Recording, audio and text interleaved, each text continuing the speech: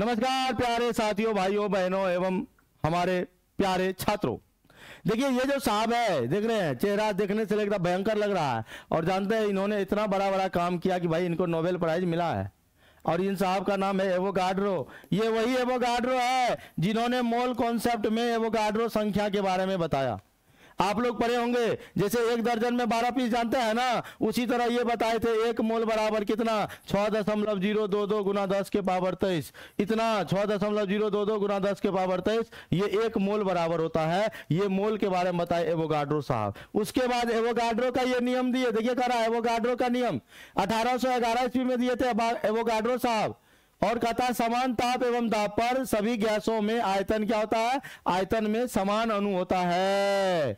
Avogadro ने परमाणुओं और अणुओं के बीच अंतर की व्याख्या की जो आज आसानी से समझ में आती है। सीधा परमाणु मतलब समझना जिसका कोई सेटिंग ना है, जो अकेला है, सिंगल है, परमाणु है। और जिसका सेटिंग है वो अणु है।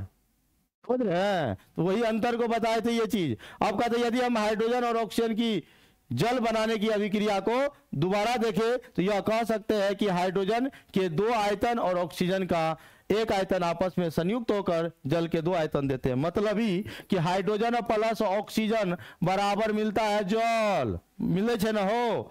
अब बताओ बैलेंस है नहीं है, 2 लगा दीजिए, यहाँ 2 लगा दीजिए। तो ये कितना वॉल्यूम है, 2 वॉल्यूम है। ये कितना वॉल्यूम है, 1 वॉल्यूम है। और ये कितना वॉल्यूम हो गया, 2 वॉल्यूम। तो भैया हम कहेंगे 2 मोल आयतन किसका है, हाइड्रोजन का। 1 मोल आयतन किसका है, ऑक्सीजन का। तो 2 मोल जल बनाता है। यही कॉन्सेप्ट को दिए थे एवोगाड्रो साहब। समझ रहे हैं?